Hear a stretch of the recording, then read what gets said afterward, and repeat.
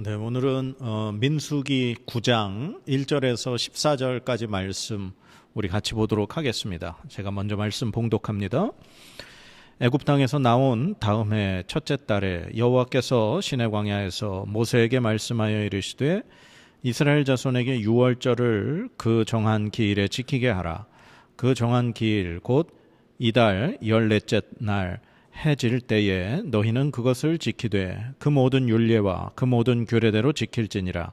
모세가 이스라엘 자손에게 명령하여 유월절을 지키라 하매 그들이 첫째 달 14째 날 해 질 때에 시내 광야에서 유월절을 지켰으되 이스라엘 자손이 여호와께서 모세에게 명령하신 것을 다 따라 행하였더라.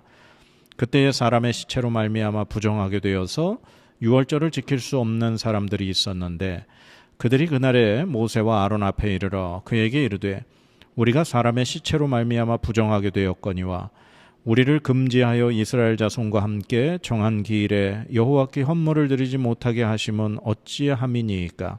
모세가 그들에게 이르되 기다리라.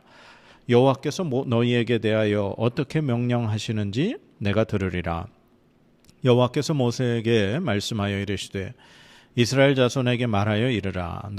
너희나 너희 후손 중에 시체로 말미암아 부정하게 되든지 먼 여행 중에 있다 할지라도 다 여호와 앞에 마땅히 유월절을 지키되 둘째 달 14째 날 해 질 때에 그것을 지켜서 어린 양의 무교병과 쓴 나물을 아울러 먹을 것이요 아침까지 그것을 조금도 남겨두지 말며 그 뼈를 하나도 꺾지 말아서 유월절 모든 율례대로 지킬 것이니라. 그러나 사람이 정결하기도 하고 여행 중에도 있지 아니하면서 유월절을 지키지 아니하는 자는 그 백성 중에서 끊어지리니 이런 사람은 그 정한 기일에 여호와께 헌물을 드리지 아니하였은즉 그의 죄를 담당할지며 만일 타국인이 너희 중에 거류하여 여호와 앞에 유월절을 지키고자 하면 유월절 율례대로 그 규례를 따라서 행할지니 거류민에게나 본토인에게나 그 율례는 동일할 것이니라. 아멘. 네, 이제 이스라엘 백성들이 시내 광야를 떠나기 전에 유월절을 지키게 됩니다. 애굽에서 나온 지 그 다음에 첫째 달 1일에 성막이 세워졌죠. 그게 이제 출애굽기 40장 말씀이었습니다. 그렇게 해서 성막이 세워지고 그리고 우리가 레위기에서 봤던 것처럼 그 아론의 두 아들이 하나님이 명하지 않은 다른 불로 분향을 하다가 죽임을 당하는 그런 일이 벌어지게 되죠. 그리고 이제 아마 시간이 얼마 지나지 않은 것 같습니다. 하나님께서 그달 그 성막이 세워진 그 달에 14일 날 해 질 때에 유월절을 지키라고 말씀을 하시죠.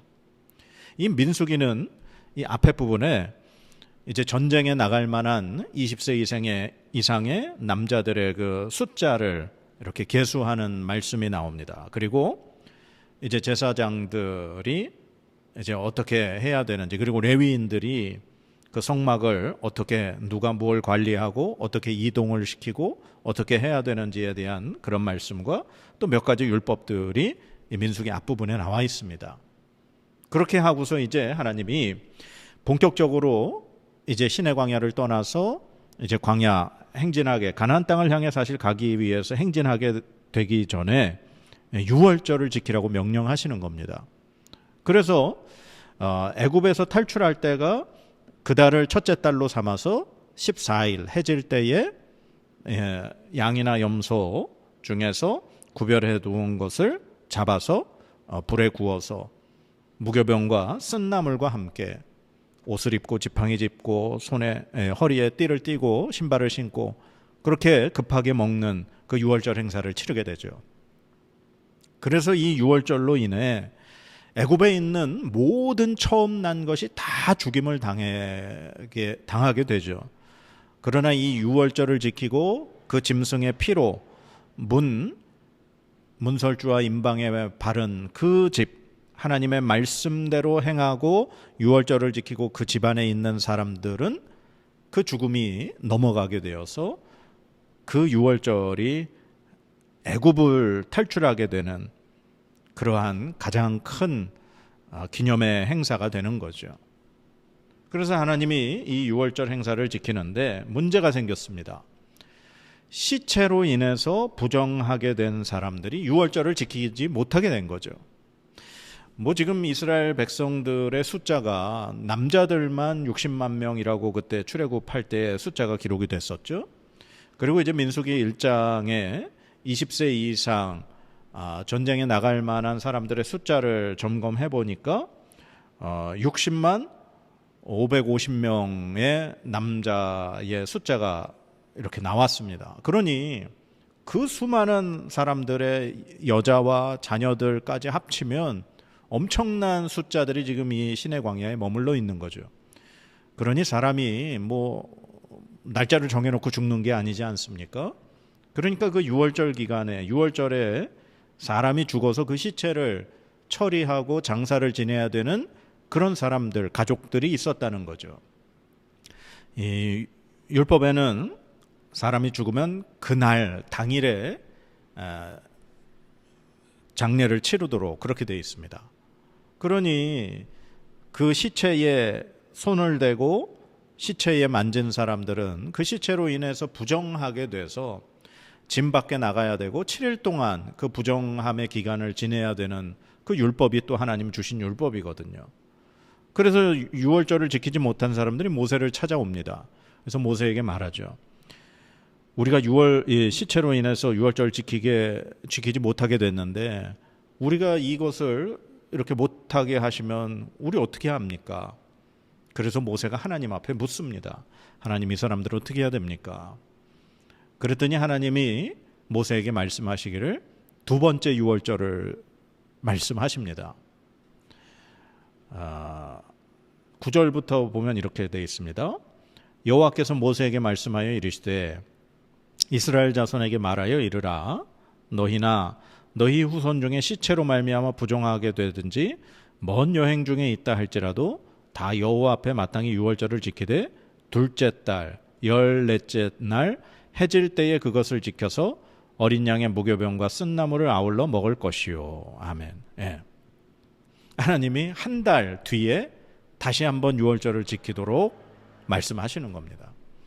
그러니까 1월 14일 그 유월절에 지키지 못하는 사람들은 반드시 그 다음 달 둘째 달 14일 해질 때 유월절을 똑같이 지켜서 그 어떤 사람도 시체 때문에 부정하거나 혹시 먼 여행 중에 있는 사람이라 할지라도 반드시 유월절을 지키도록 기회를 주신다는 거죠.